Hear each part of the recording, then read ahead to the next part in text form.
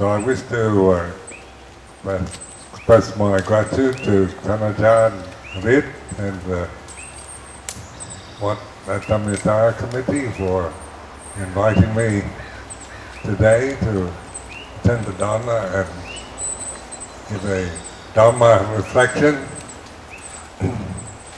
Of course, it makes me feel very happy to see Wat Atammayatarama develop, because being from Seattle myself, one has a special connection to this place, and to see the Dhamma developing, growing, Americans living here becoming increasingly interested in Buddhist teaching.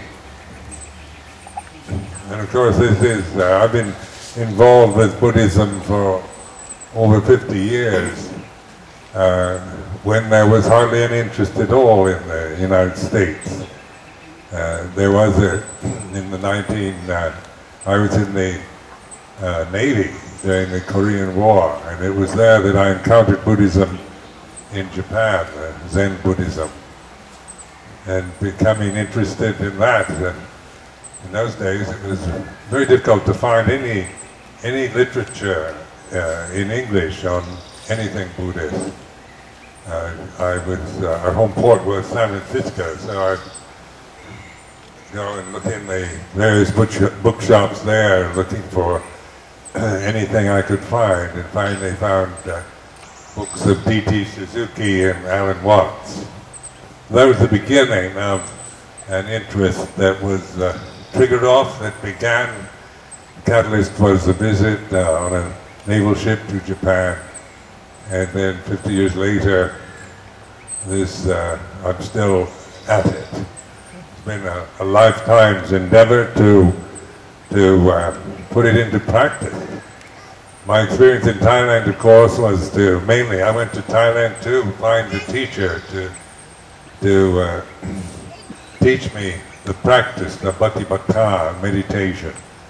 Because up to that time I'd merely read books, and it had increased my faith and interest, but still the real significant difference had to come through the bhatipatha, or the practice of the teaching themselves. And then in my good fortune in finding Ajahn Chah in Ubon Ratchathani, 1967 was the teacher that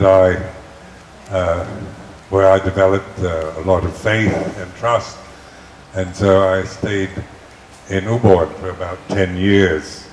The main interest, of course, endeavor was to practice, put it into practice, make it work, rather than just acquiring more and more knowledge about Buddhism. Actually wanted to see if it actually worked, if it could do what it said it would do. So years later, this interest is even increased.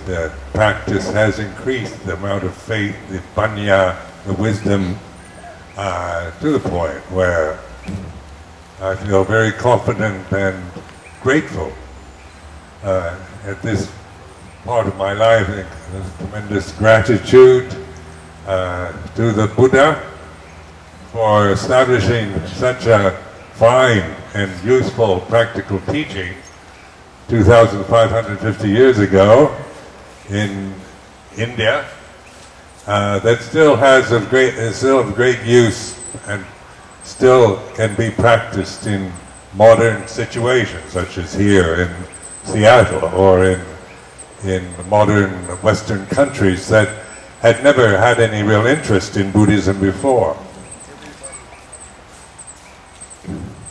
And this is very important to see how the Buddha did approach the religious questions, the philosophical question, the moral questions of people, of human beings in general. It wasn't just about life in India 2,500 years ago. It's about the very problem of being a human being at any time, in any country, of any age, in any culture.